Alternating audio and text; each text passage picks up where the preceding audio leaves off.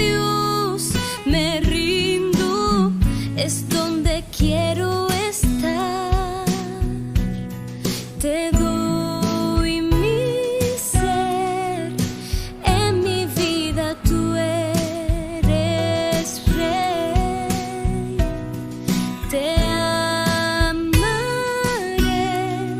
y cada día cantaré.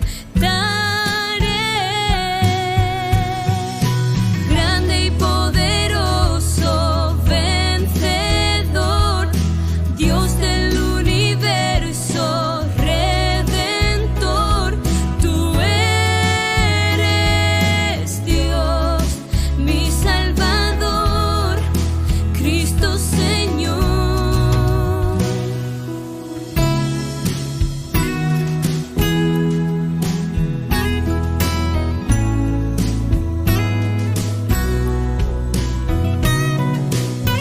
No hay mejor lugar, mi Cristo, donde yo pueda habitar.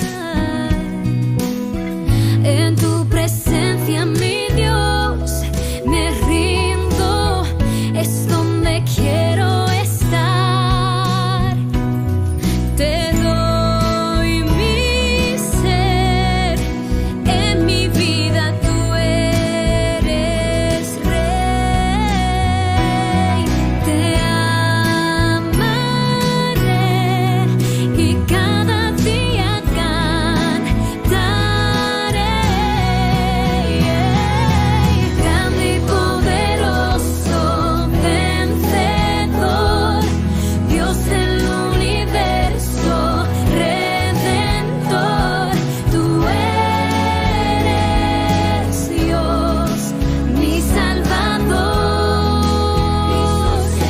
Grande y poderoso,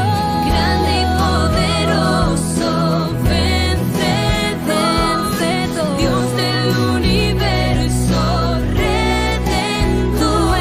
Tú eres Dios, mi Salvador, Cristo Señor.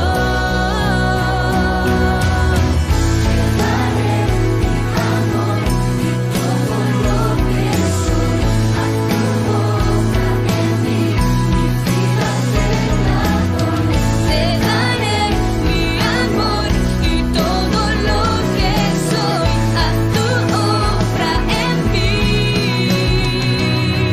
Te doy mi ser, en mi vida tú eres rey. Te amaré y cada día cantaré. Te doy mi ser, en mi vida tú eres rey. Te amaré y cada día cantaré. Grande y poderoso, vencedor, Dios del universo, redentor. Tú eres Dios, mi Salvador, Cristo Señor. Grande y poderoso, vencedor, Dios del universo, redentor. Tú eres Dios, mi Salvador, Cristo Señor, Cristo Señor.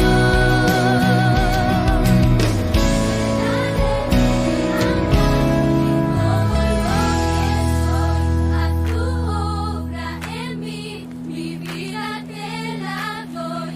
Te daré mi amor y todo lo que soy, haz tu obra en mí.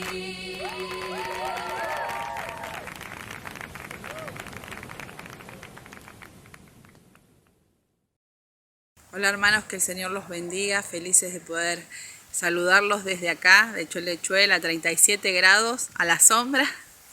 Estamos en el patio de la casa de mi hermana disfrutando el calor y dándole gracias a Dios porque nos permite compartir este tiempo con la familia después de tanto tiempo. Los queremos, les mandamos un beso grande. ¿Qué tal, hermanos? ¿Cómo están? Que el Señor les bendiga mucho. Bueno, queríamos saludarlos y dar comienzo a la reunión de una manera diferente. Como verán, el escenario o la escenografía de fondo no es la del templo, pero sí queríamos estar juntos. Sabemos que vamos a compartir este tiempo que tenemos por delante. Sabemos que el Señor desea estar con nosotros en este día domingo, en esta hora de reunión, de culto.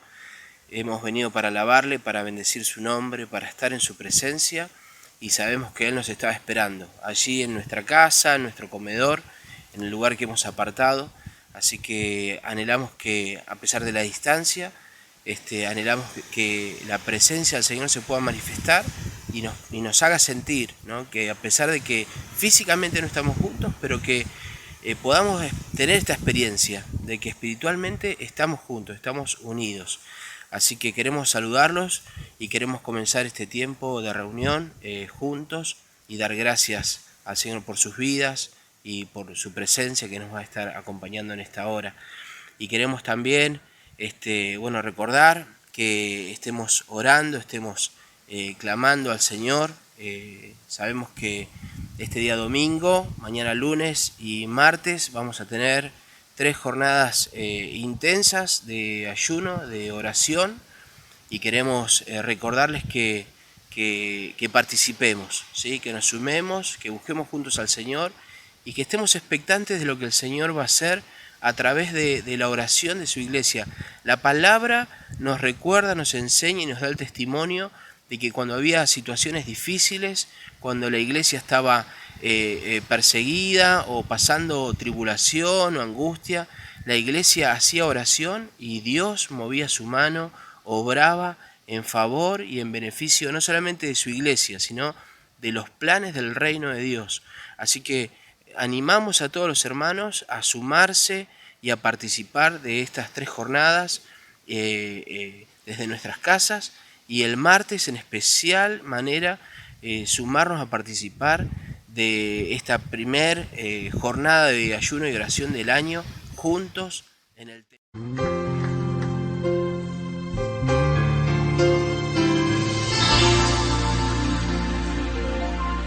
Hacemos hoy ante tu altar un compromiso de vivir en santidad. Hacemos hoy ante tu altar un pacto de hombres que te quieren agradar.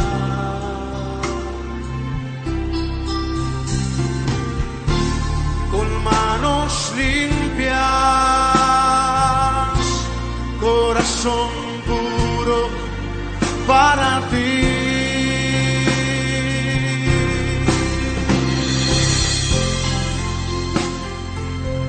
Yo te invito en esta noche que tú hagas este compromiso con Dios, de santidad, de agradarle a Él. Levanta tu voz. Hacemos hoy ante tu altar un compromiso de vivir en santidad. Hacemos hoy ante tu altar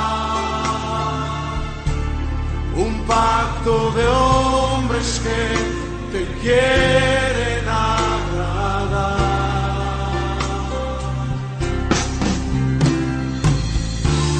Con manos limpias, corazón puro para ti. cuidaré mis ojos. Cuidaré mis ojos. Cuidaré mis manos. Cuidaré mi corazón de todo lo malo, de todo lo malo. No te quiero fallar jamás. Cuidaré mis ojos, cuidaré mis ojos.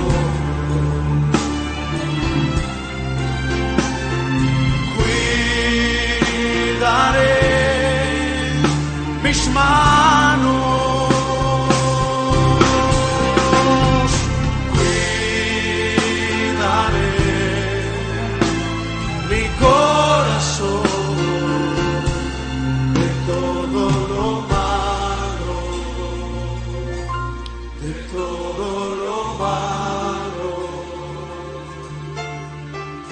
No te quiero fallar jamás. No te quiero fallar jamás.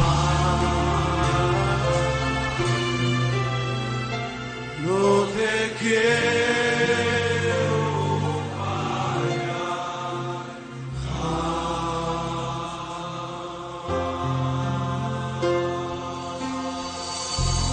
Sí, Señor. Queremos ser hombres de palabra. Queremos ser hombres íntegros ante tu presencia, oh Dios. Permítenos ser esos hombres.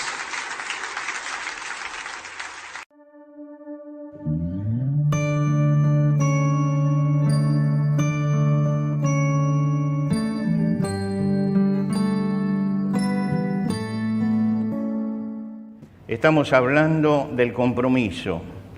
Y yo dije 3 sermones sobre el compromiso, este es el tercero. Y quería detenerme en el capítulo 9 del libro de los Hechos de los Apóstoles para leer esta historia de Saulo de Tarso y para buscar en ella las claves de la permanencia en el compromiso. Dice el primer versículo del capítulo 9 de los Hechos de los Apóstoles. Saulo, respirando aún amenazas y muerte contra los discípulos del Señor, vino al sumo sacerdote y le pidió cartas para la sinagoga de Damasco, a fin de que si hallase algunos hombres o mujeres de este camino, los trajese presos a Jerusalén. Mas yendo por el camino, aconteció que al llegar cerca de Damasco, repentinamente le rodeó un resplandor de luz del cielo, y cayendo en tierra oyó una voz que le decía: Saulo, Saulo, ¿por qué me persigues? Él dijo: ¿Quién eres, Señor? Y le dijo: Yo soy Jesús, a quien tú persigues. Dura cosa te es dar coces contra el aguijón. Él, temblando y temeroso, dijo: Señor, ¿qué quieres que yo haga? Y el Señor le dijo: levántate y entra en la ciudad, y se te dirá lo que debes hacer. Y los hombres que iban con Saulo se pararon atónitos, oyendo a la verdad la voz, mas sin ver a nadie. Entonces Saulo se levantó de tierra y abriendo los ojos, no veía a nadie, así que llevándole por la mano le metieron en Damasco, donde estuvo 3 días sin ver, y no comió ni bebió. Hasta aquí nada más en la lectura de la palabra de Dios. Leer el libro de los Hechos de los Apóstoles, si usted no lo leyó nunca, yo lo invito a que le lleva un mes leerlo más o menos, pero leer el libro de los Hechos de los Apóstoles es entrar en la aventura de los primeros cristianos en la historia, y es apasionante. Se inicia una misión que va a transformar a todo el mundo, y se inicia con un grupo de hombres, 120 hombres y mujeres, gente provinciana, gente simple, que no había entre ellos ningún intelectual, pero que tienen un profundo compromiso de fe. Y ese profundo compromiso de fe es lo que nos asombra al leer el libro. En primer lugar, la convicción que tenían. La convicción hacía que predicaban a todo el mundo y en todo lugar acerca de Jesucristo. La fortaleza con la que ellos afrontaban la adversidad, porque no eran tiempos fáciles. Ellos tenían una fortaleza tremenda para afrontar la adversidad y audacia para presentarse ante los tribunales y ante los enemigos y decir todo lo que tenían que decir en una forma no hiriente, con dominio propio, pero diciendo toda la verdad. Y entonces una multitud de cristianos comprometidos fueron los que transformaron el mundo. Y usted puede leer en el libro Los Hechos de los Apóstoles los nombres de ellos, junto a los de Pedro, Pablo, está Timoteo, Bernabé, Aquila y Priscila, Esteban, Felipe, Tito, Onesíforo, Filemón, Lucas. Forman todo un grupo de cristianos que mantuvieron su fe en medio y mantuvieron su compromiso en medio de tremendas persecuciones, pero se mantuvieron firmes. Y es notable que sí, en la segunda carta a Timoteo, el apóstol nos dice, hubo claudicaciones, y nos habla de algunas claudicaciones. Dice, Demas, Figelo y Hermógenes fracasaron en el compromiso que tenían de la fe. Pero al margen de eso, que son una minoría, hay una gran mayoría de gente que se mantuvo firme y comprometido. Podemos sacar 3, 4, 5 nombres de gente que realmente se alejó de la fe. Pero por el otro lado tenemos un caudal tremendo de hombres que en medio del gobierno de Nerón, que fue una de las persecuciones más violentas, sin embargo, mantuvieron su compromiso de fe y las deserciones fueron esa minoría. La pregunta que nos tenemos que hacer es ¿en qué se basa un compromiso sólido y duradero? ¿En cuál es la base de un compromiso sólido y duradero? En esta conversión de Saulo de Tarso hay un diálogo que él tiene con Dios y creo que en ese diálogo aparecen algunas claves importantes. Saulo de Tarso tenía un pasado fariseo, un pasado de militancia, un pasado de perseguidor, y dice que yendo a Damasco, y él iba en una misión especial contra los cristianos, se estaba aprovechando de un decreto imperial que le permitía a los judíos, ustedes fíjense que estamos bajo la férula de un imperio que es el que marca las pautas, y uno dice, ¿cómo puede ser que este rabino judío pueda ir para llevar preso a una persona a la ciudad de Damasco y traerlo? Es que había una ley que permitía a los judíos ir a buscar a otros judíos cuando esos judíos no respetaban los principios de la fe. Y amparados por esa ventanita que tenían abierta, Saulo de Tarso se lanza a la persecución de los cristianos en Damasco. Va allí contra los cristianos. En ese momento en que él está haciendo ese largo camino hacia la ciudad de Damasco, dice, repentinamente le rodeó un resplandor de luz del cielo y cayó a tierra. En ese momento, él siente que todo el esquema que él tiene mental y de vida se cae. ¿Y por qué se cae? Porque está frente a una realidad que él no esperaba. Dios lo voltea en el camino. Y en ese voltearlo de Dios en el camino, en esa caída de él hace las preguntas y se contesta las preguntas fundamentales para tener un compromiso permanente y un compromiso sólido. La primera cosa que él dice frente a esto es ¿quién eres, Señor?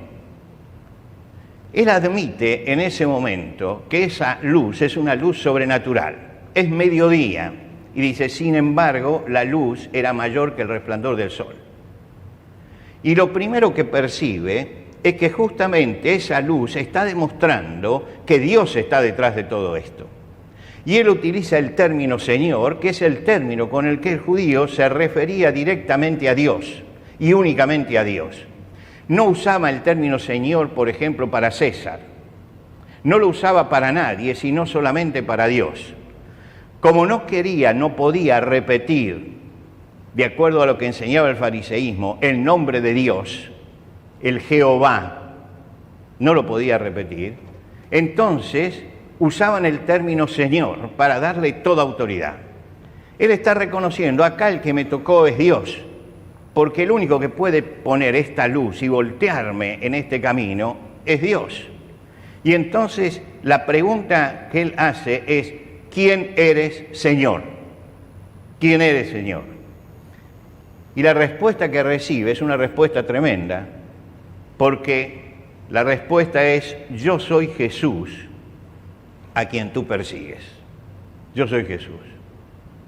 Y ahí él se da cuenta, en un momento, que lo que le pasó es traumático. Reconoce que está hablando con Dios y que Jesús es Dios. Por lo tanto, en ese momento se encuentra con alguien que tiene autoridad soberana. Ese Jesús que él persigue tiene una autoridad soberana, gobierna todas las cosas y tiene derecho a gobernar la vida de él. Y en un momento Saulo de Tarso reconoce esa autoridad de Dios sobre la vida. Y lo primero para tener un compromiso sólido y un compromiso verdadero es reconocer esa autoridad absoluta de Dios sobre nuestra vida. Analice usted detenidamente el discurso de Pedro, el primer discurso evangélico de Pedro en la ciudad de Jerusalén, cuando se predica por primera vez el Evangelio. Léalo detenidamente y se va a dar cuenta que todo el discurso, todo lo que él transmitió por medio del Espíritu Santo a su pueblo, habla de Jesús como Señor. Habla de Jesús como Señor y termina culminando con estas palabras: sepa pues ciertísimamente toda la casa de Israel que este Jesús a quien vosotros crucificasteis, Dios le ha hecho Señor y Cristo.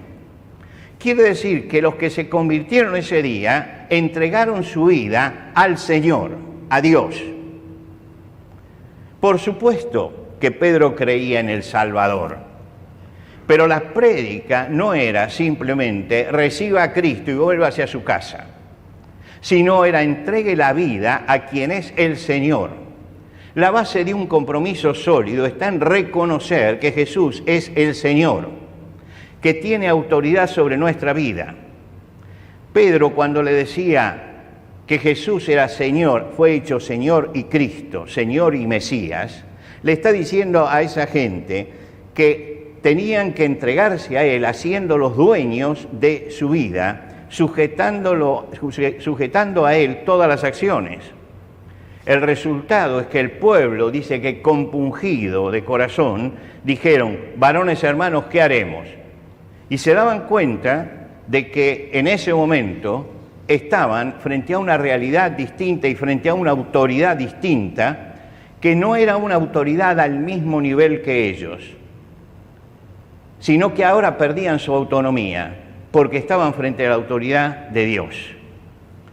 Cuando Pedro habla de Jesús en la casa de Cornelio, es el primer gentil que va a recibir, el primer pagano que se va a convertir al cristianismo.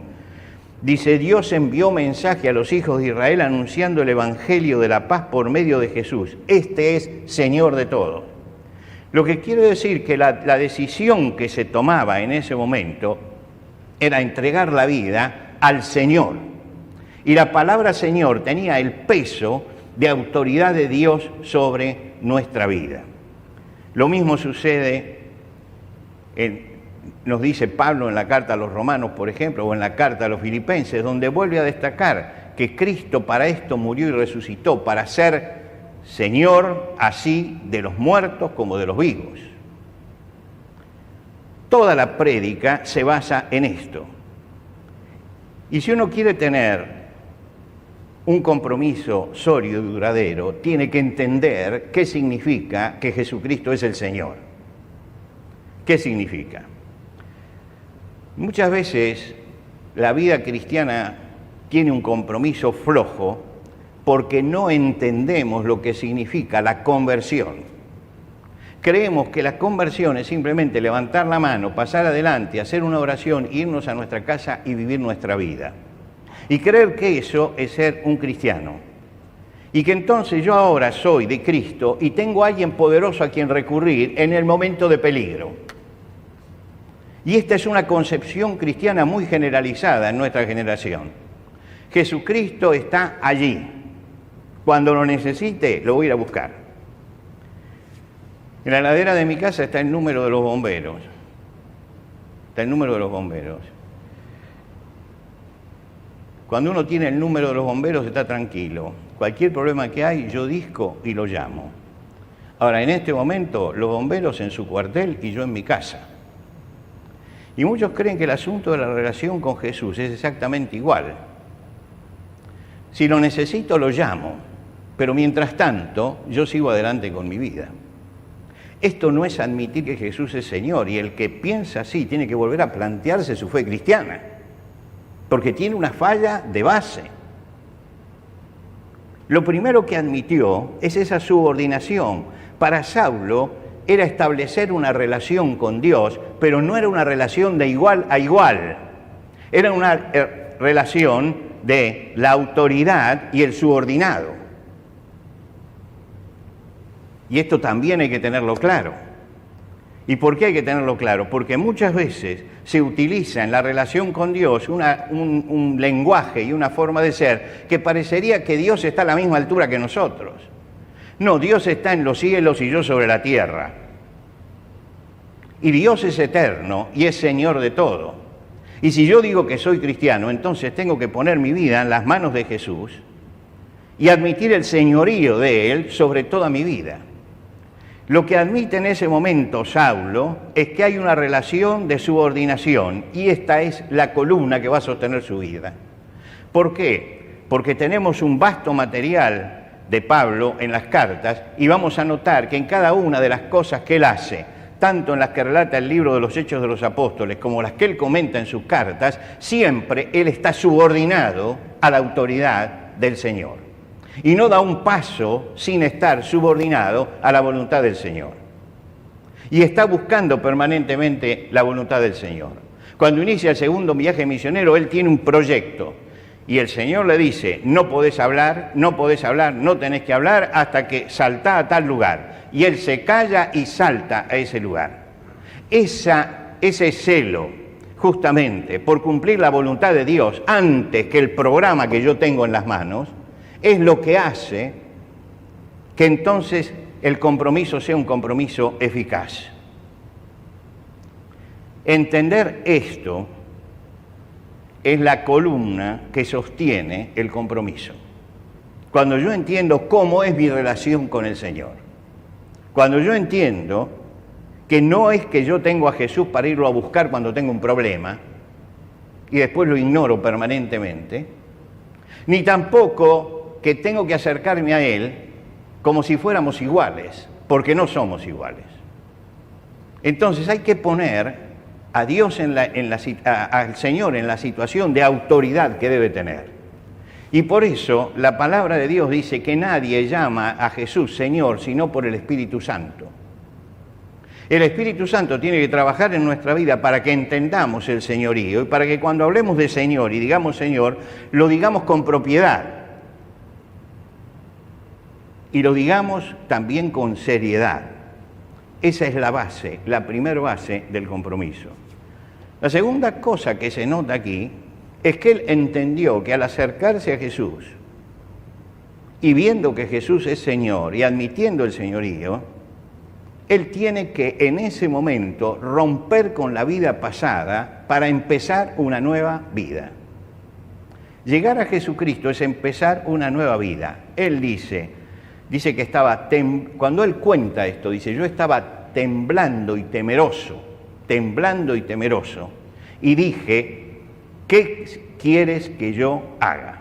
Señor, ¿qué quieres que yo haga? Temblando y temeroso. ¿Qué quieres que yo haga? Esta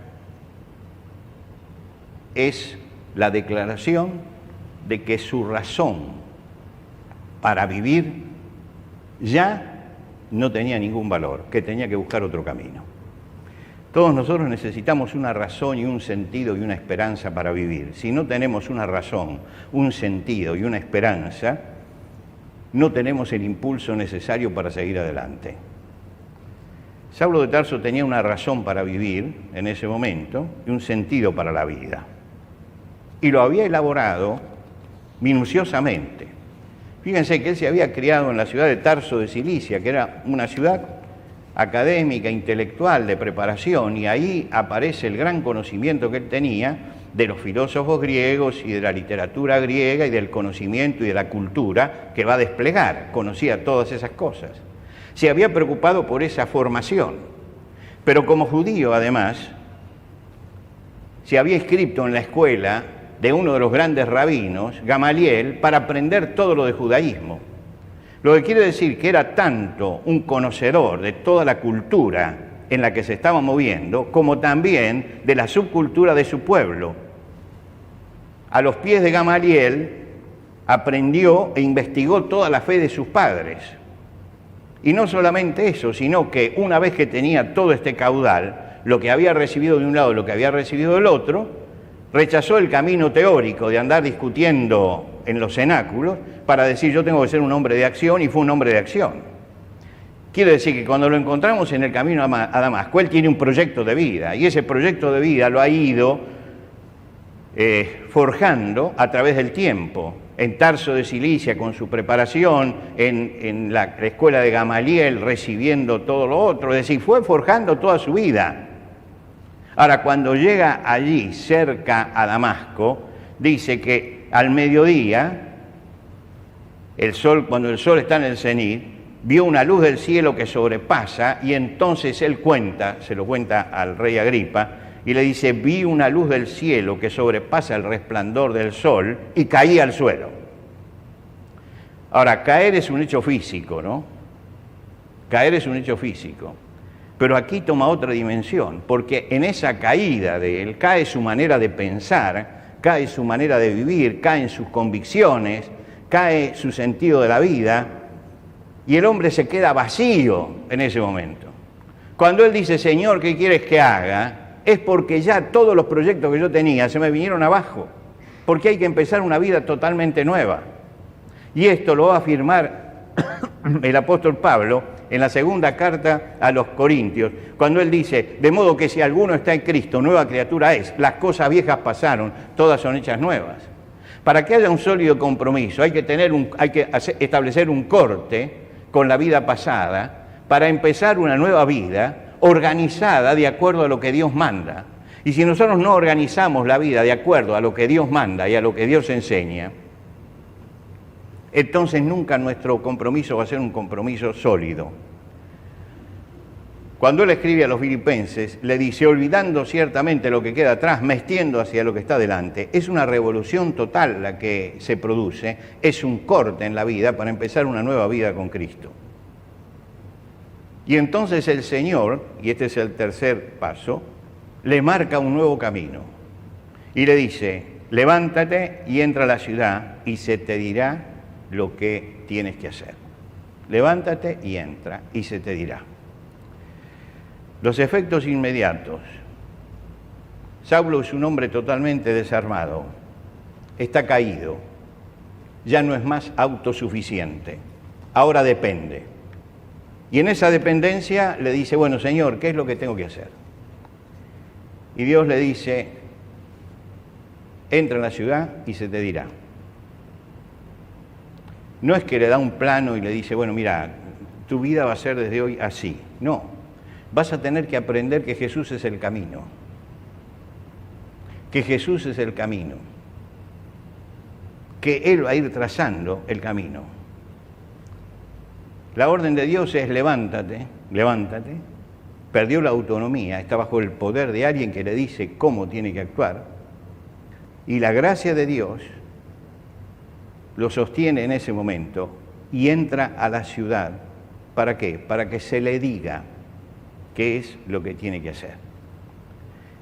Dios lo invita y dice, entra en mi proyecto, no en tu proyecto, sino en mi proyecto.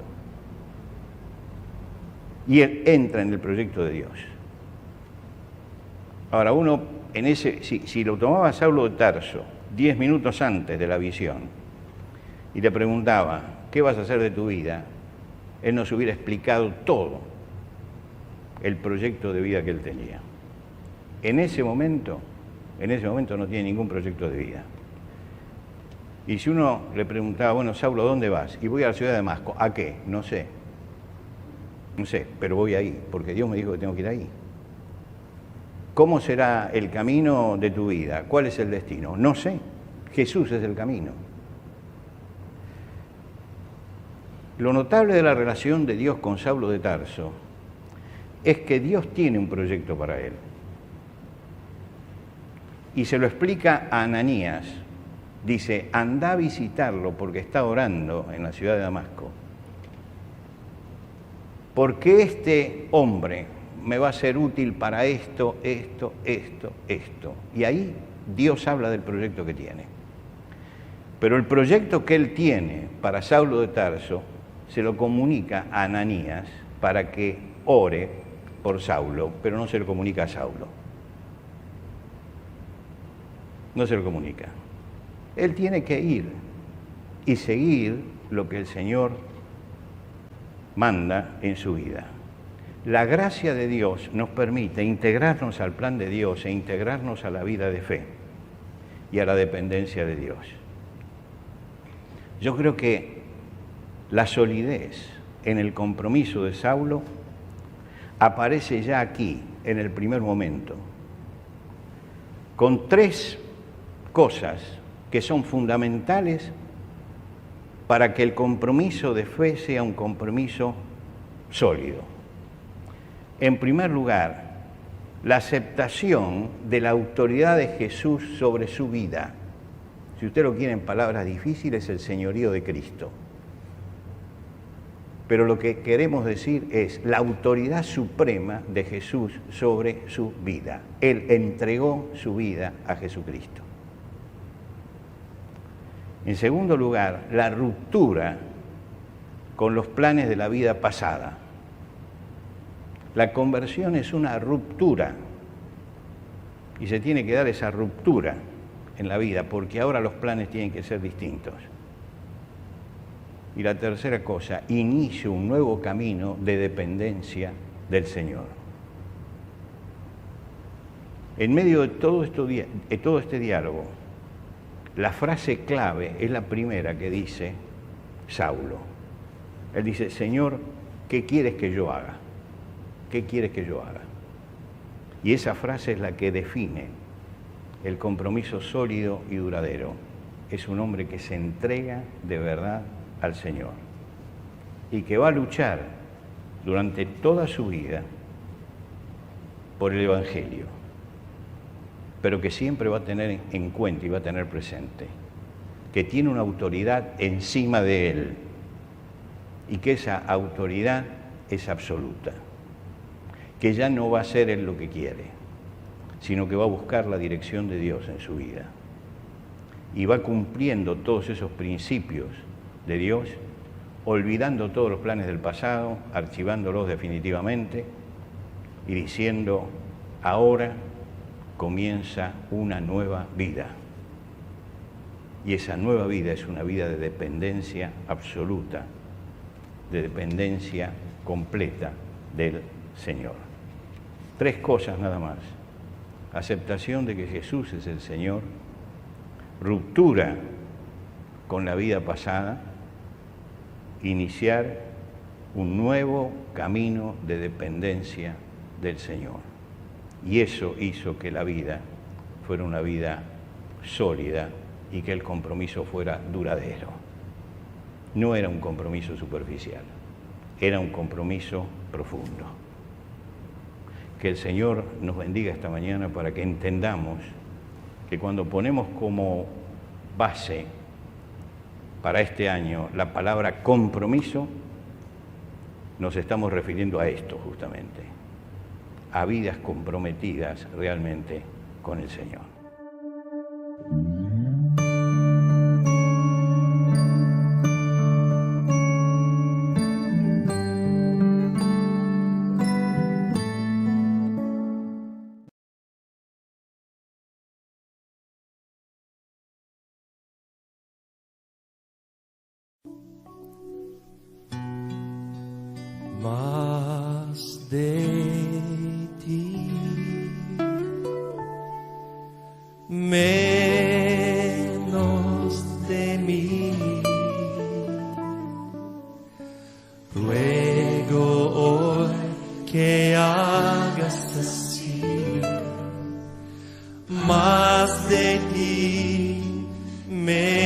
menos de mí, más de ti,